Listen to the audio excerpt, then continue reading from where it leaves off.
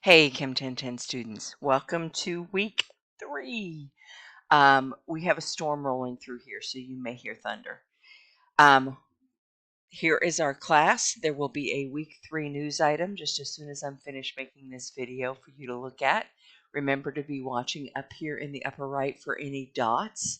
A dot here means you have an email, discussion board, reply to your post, and this is a new news item or a new item in the content in one of your classes. So be sure to keep checking on those.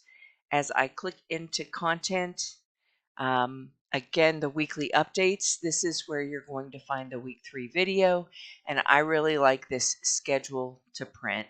This tells us what's going on at a very quick glance. So we're here in week 3. Today is Monday, March 31st as I'm filming this, hopefully as you're watching it.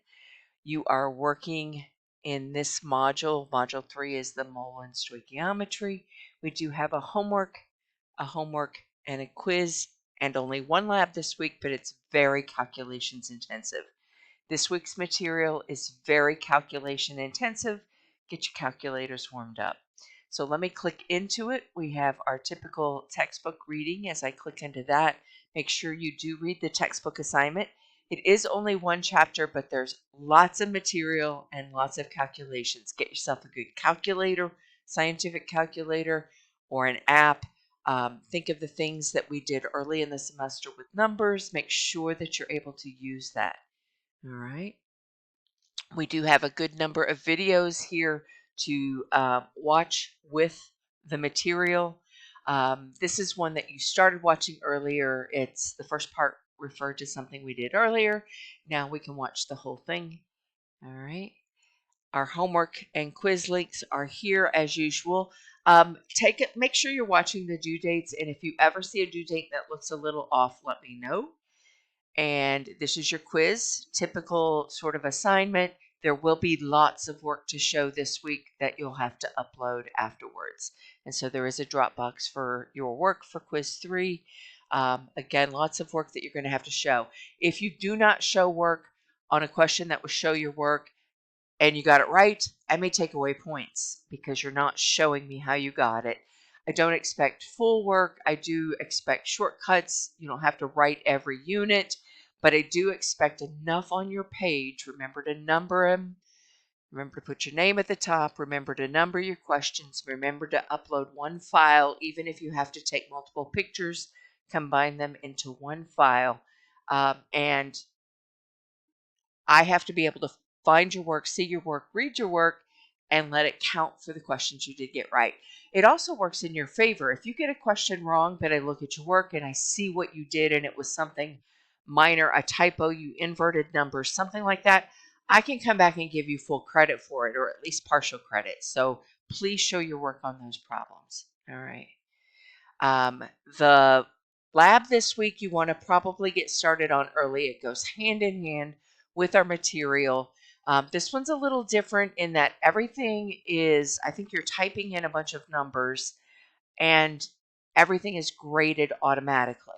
Now it's going to be a little picky with your calculations. So if you're sure you're doing it right and it keeps counting it wrong, because you can take it over and over again until you get it right. You're not going to be able to see the correct answers. But if it keeps counting you wrong, reach out, ask for me to look at it, or look very carefully at what you're doing and make sure you're not making a silly mistake. Let me go ahead and start it and show you. Again, you can open up. It's not timed. There is a periodic table here, and you should be using this periodic table to come up with your answers. So, for example, this is zinc. What's the atomic mass of zinc? Well, you have to come up here and find it.